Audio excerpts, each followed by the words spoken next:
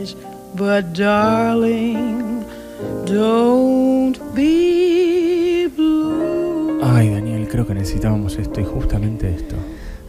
Y los oyentes probablemente más que nosotros. Sí. Y los dos que jugaron ni te cuento. Peter and Pia. Peter y Pia están deseando escuchar un poquito de jazz. Hoy dice Dani que nos hacemos jugar al Mortal Kombat a través del teléfono. Y que tal vez sea una tecnología que no tenemos directamente. Y además son tres desquiciados gritándole: ¡toca los botones! ¡Salta y pegale! Salta y Y lo pegale. peor, Daniel, es que Yo soy de la teoría de que si afuera se disfruta está bien. Claro. Y afuera se disfrutó. Yo te quiero decir que lo peor es que nosotros ahí en el control saben que efectivamente están tocando botones ellos. Entonces yo me imagino un chabón en altavoz en la casa. Con el teclado tocando. Y ella Así gritaba: es. ni sé lo que hago, gritaba ella. Obvio que no, señora. Así es, además porque si lo ve no por están por Twitch, no lo ven. No lo ven. O sea, la imagen del otro lado es un lo chabón ven la con el pelea. teclado ahí tocando estupidez, Dios. así, 4/4. Por Dios. Bueno, Daniel, por favor, volvamos a la Normalidad si es que la hay. Sí, sí, Jazz. es que la hay. Bueno, Peter y Pia podrían ser Elan Lewis, ¿no? Sí, Que qué los linda combinación. tenemos escuchando hoy de fondo. Vamos a ver si metemos todo apretadito o no. Por ahí paramos en la mitad. ¿Hasta dónde A llega? día de hoy, hasta donde lleguemos. Sí. Vamos a hablar de jazz. Adelante, por Sí, favor. de jazz. Mientras tanto, les recomiendo este disco que estamos escuchando ahora, que se llama Ella and Louis Again, Sí. que es la segunda parte de Ella and Louis, que es un disco que sacan Ella Fitzgerald y Louis Armstrong entre el 1957 y 1958. Para Bien. la noche, con un lindo Oporto, copa caliente, se lo recomiendo un montón. Pero vamos a hablar del jazz, Adelante. ¿sí? Que creo es ese estilo al cual un montón de gente le escriba por elitista, ¿no? Por snob, por complejo. Sí. En realidad, un poco de eso hay. ¿sí? Es demasiado amplio, me da la idea Es a mí. demasiado amplio. Como hijo de un fan del jazz acérrimo como mi padre, decís esto jazz, pero aquello también, es un mundo muy abierto. Sí, además a partir de la década del 40 empiezan las categorías, ¿no? Lo que es el West Coast Jazz, el bebop, el hard bop, el cool jazz, y de ahí en adelante, bueno, hay un montón de categorías que se sostienen de todas maneras en el tiempo hasta que en los 80, 90 entran estilos nuevos, siempre dependiendo de gente nueva y joven. Bien. ¿Sí? Que es lo que vamos a tratar de ver hoy, o por lo menos lo que tengamos el tiempo para desarrollar de esta primera parte, de que hay que ir a segunda mitad del siglo XIX, ¿sí? Estados Unidos, en este caso, primeros bailes y ritmos que tienen que ver con la música africana, eso está clarísimo, si viene todo de ahí, que era mucho más percusivo, mucho menos armónico, hasta que a finales de 1800 llega el ragtime, ¿sí? Que tenía que ver con ritmos de piano, básicamente, que estaban inspirados en lo que era la música europea, y algo llamado minstrel. El minstrel era el teatro clásico de los Estados Unidos que estaba muy sostenido en el racismo, por ejemplo, donde tenías el papel de afroamericanos ridiculizados, blancos pintados como afroamericanos, y era un music hall, que ese es el inicio de lo que vamos a conocer nosotros como Dixieland, ya metidos en la década de 1910 a 1920. ¿Esto es previo al jazz? En realidad, el concepto de jazz, ¿sí? Como palabra jazz, no hay una explicación, no tiene una acepción.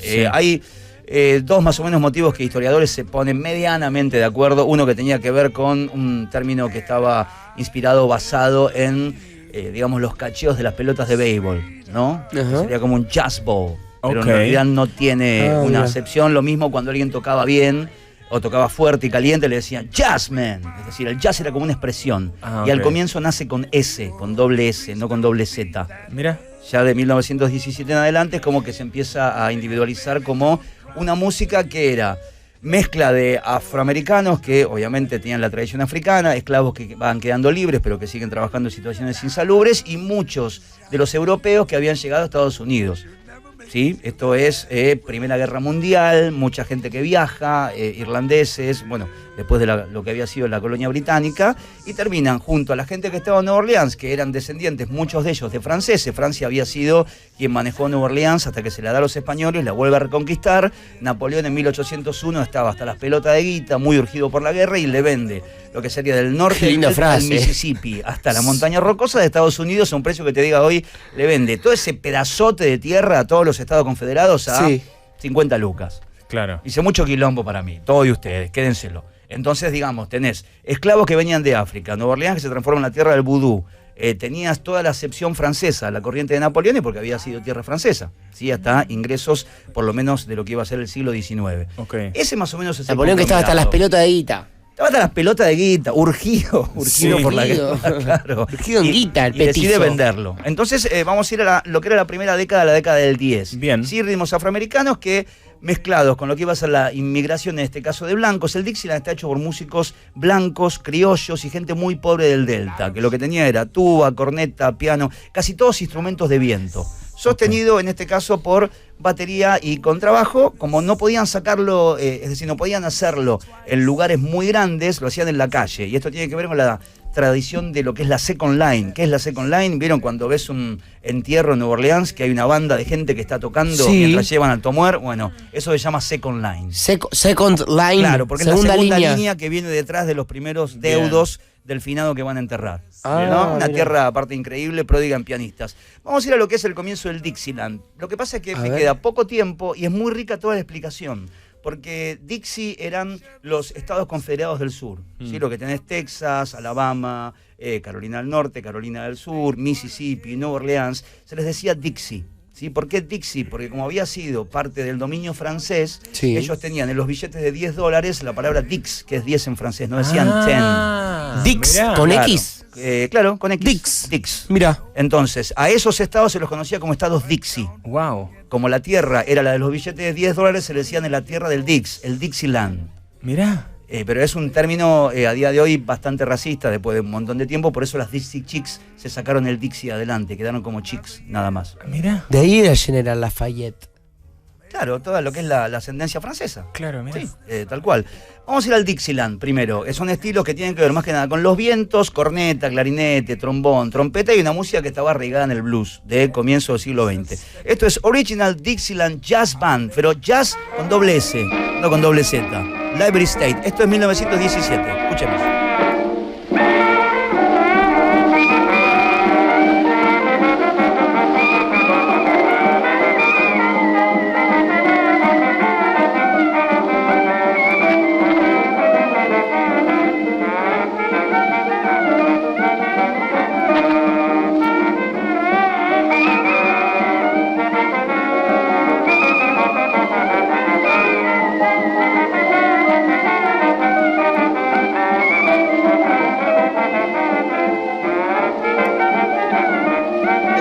Claro, es un blues todo de viento. Es un blues con parte del minstrel, de ese Music Hall de inicio del siglo, un poquitito de vaudeville.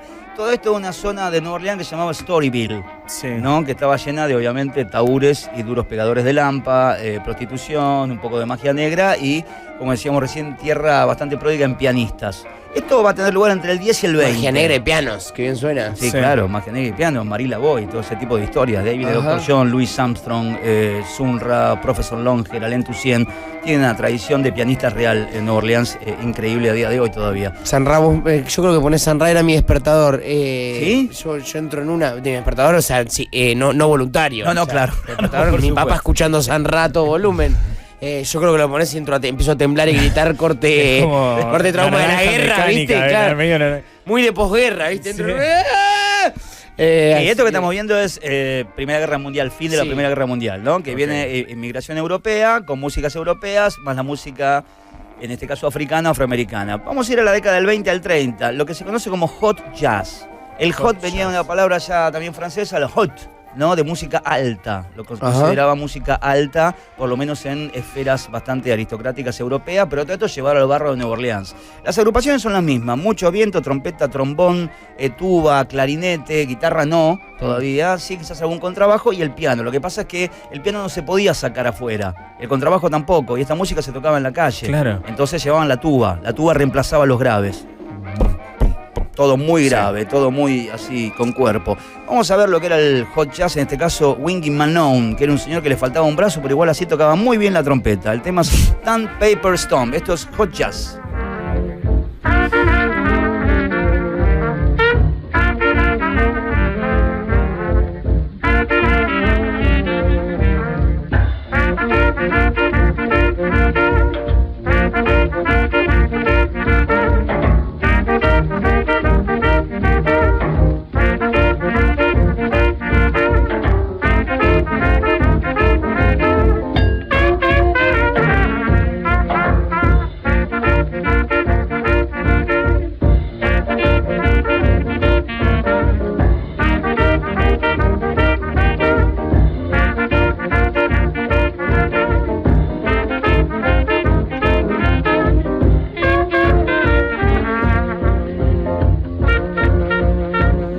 música de baile, lo aclaro. Los músicos tocaban para entretener. Sí. En la gran mayoría de los casos, garpos, en fiestas, en celebraciones.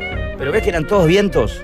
Sí, Digo, total. y la base de blues, 12 compases, muy clásicos, No sale mucho de ahí. No había paja musical, no había onanismo musical, que ya va a llegar con el bebop, ¿no? A finales de la década del 40. Es medio festivo, es medio cumpleañito, ¿no? Al principio festivo, es medio celebratorio, joda. sí, es medio humorístico, medio porque divertido. viene también del minstrel, ¿no? Que Sí. era este teatro de music hall clásico de Estados Unidos de 1840 por lo menos hasta 1900. ¿Fue en ese momento una música bailable? Sí, claro, Sí, era ¿no? bailable. O sea, era Sí. tipo el reggaetón de la época. Sí, o algo era así, para para bailar y divertirse. la gente, claro, tengo esa imagen, pero Sí, claro. Bueno, esto venía del Charleston, el Foxtrot, que eran todos bailes también nacidos entre 1910 y 1930, que tenían obviamente un apoyo popular muy, pero muy grande. ¿Bailábamos antes de eso?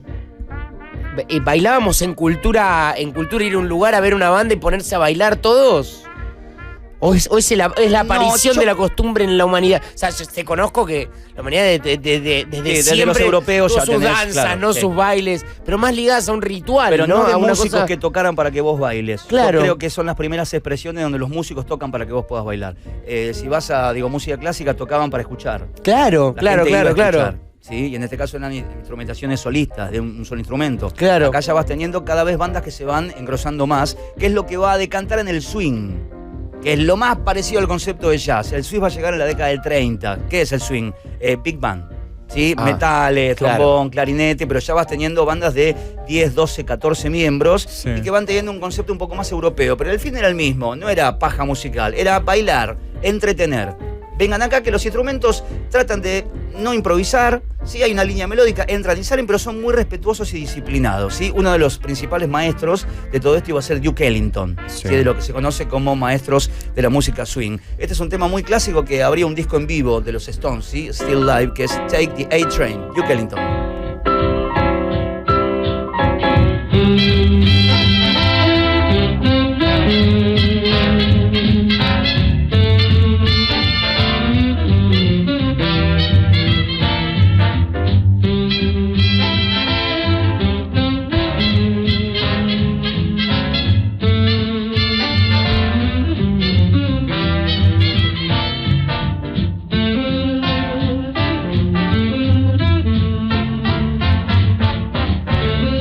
Acá estamos en las big bands, es el momento de brillo de las big bands. Sí. Pero nadie se corra a una notita, no intentes hacer un medio solo que te daban con un garrote. No, claro, esto es disciplina.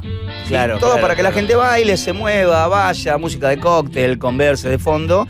Y también esto tiene que ver porque muchos músicos que estaban en Nueva Orleans, cuando cierran los puteros, se van todos a Chicago y a Nueva York. Claro. ¿Me entendés? Les cortan Storyville, cae la policía, porque habían legalizado la prostitución y el juego. En un momento alguien dijo, 2 minutos de cordura, esto es un desconche. Paren un poco. Claro, paren un poco, cierren ese barrio, cierren ese antro, cierran Storyville. Los músicos dicen, ¿qué hacemos ahora? Crisis del 29, sin Gran prostitución Depresión, y sin juego, no ¿no? ¿Para quién toco? Sin prostitución, sin juego. Y nos vamos a una ciudad que tenga por lo menos un poco más de futuro profesional. Chicago. Y van todos hacia arriba y el resto a Nueva York. Al blues le va a pasar lo mismo. ¿Sí? La música está tan ligada a la oscuridad, siempre está tan cerquita. Está muy cerca. Vamos a ir a las primeras voces que van apareciendo en lo que es la historia del swing. Una de las mejores voces de la historia, en este caso, cantante de Duke Ellington. Ella arranca muy jovencita como cantante de Duke Ellington, cantante de swing. Después, a partir de la década del 40, con la llegada del bebop y el hard bop y ese tipo de cosas, se va a volver una cantante de scat clásica, ¿no? Esto es Ella Fitzgerald haciendo A Ticket, A Tasket. Esto es parte de una peli del año 39. Escúchenla cantar. Esto es swing, pero vocal. A tisket, a tasket, a brown and yellow basket. I send a letter to my mommy. On the way I dropped it. I dropped it, I dropped it. Yes, on the way I dropped it. A little girlie picked it up and put it in her pocket. She was trucking on down the avenue, but not a single thing to do. She went backing all around. When she spied it on the ground, she took it. De las mejores cantantes de jazz de la historia, ¿no? Qué joven ahí, Ella Fitzgerald, muy jovencita, esto es 1939, de las primeras cosas que hacía como parte de la banda de Duke Ellington. Después ella se despega de Duke y se va hacia un lugar solista, increíble. Pero ves que es momento de Big Bands. Esto es buenísimo. Y además ya se empieza a correr más claramente del blues y de las armonías del Tal blues. cual, O sea, ya empieza a tener como sus exactamente, propias sí. cosas. De la música tribal ya se había ido, Sí. del ragtime se empieza a ir, hasta que ¿qué es lo que sucede? Hay muchos músicos que se habían ido a la guerra, algunos caen en desgracia por la Gran Depresión, entonces se requería otro tipo de músicos más jóvenes para ocupar el lugar de Sí. aquellos viejos que les faltaba un brazo, una pierna o no habían vuelto de la guerra, Sí. incluyendo lo que había sido la guerra de secesión. Y llegan los jovencitos, ¿no? Y dicen, che, esta música es un embole. Yo no quiero tocar para que la gente baile, yo quiero tocar para mí. Pero otra cosa, improvisemos más. Salgamos de este corset bastante duro y rígido donde la gente baila, melodías medias bobas.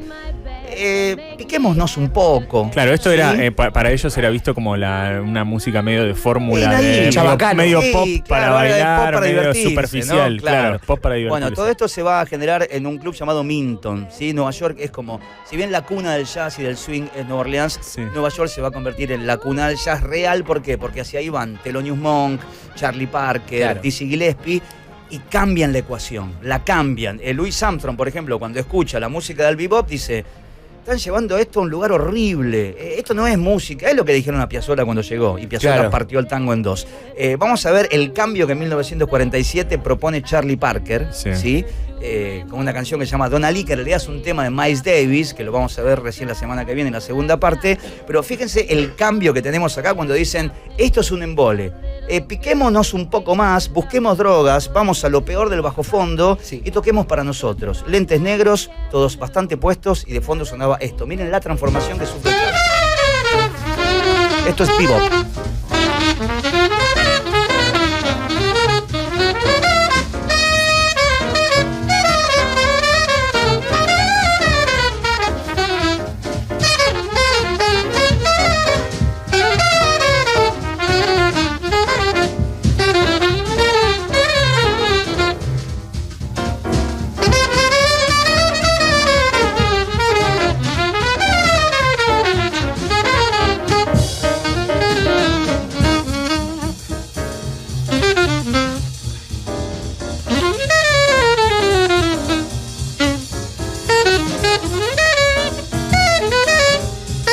Esto es lo que para mí es jazz. Claro. Realmente el que disfruto y el que me moviliza por dentro. Porque después está el que en YouTube pones jazz para estudiar. ¿Viste? Y son esas cosas suaves, lavaditas que. Esto es jazz. Esto es. Y es el boludo, primer concepto fuerte del jazz, que es el bebop. El bebop lo que tiene es una apoyatura en la improvisación tremenda, los ritmos son más frenéticos. Sí. El pianista, ¿qué carajo hace? No, aparte los acordes que van tirando, ya hay una complejización de armonías. El swing no lo tenía, Sí. el swing tenía algo dentro de todo acomodado para que se pueda bailar. Esto es disco de heroína, Nueva York, pistola, 4:30 de la mañana, prostíbulos y músicos que siendo jóvenes hacen como la primera ruptura fuerte de lo que era el swing, el Dixieland, el foxtrot. Es Sí. como que el jazz se pone los pantalones largos a partir de este momento con Charlie Parker en lo que se llamó bebop. Bebop. Vamos a dejar aquí, Ok. por lo menos para que sepan de dónde venía, cómo se construyó y cómo se transformó. Primera parte de jazz. Gracias, Dani. Un placer. ¿Te quedás Sí. con Dani Jiménez? Me quedo con Dani Jiménez. Le vas a tener que dejar el paso a Dani Jiménez ahora. Sí. Que viene a Cuando hacer. estoy con ¿Quieren Dani hacer un Jiménez, pase? Sí. ¿Quieren hacer, o sea, Dani con Dani? Tenemos a Dani ahí en el control para hablar con Dani. ¡Qué pesado! Bueno, se quedan con Dani Jiménez. Sí, Dani Jiménez. Sí. Dani ¿Te se vas queda. a correrte de silla o algo así? ¿O te quedas ahí sentado tal Me cual? quedo acá. Dani Jiménez, ¿bien? ¿Querés seguir? ¿Estás bien? ¿Estás contento? A ver qué dice Dani. A ver. Sí, está contento, perfecto. Igual cuando estoy con Ahora Dani sí. Jiménez estoy mal acompañado. Abracito, descuídense todo el fin de semana.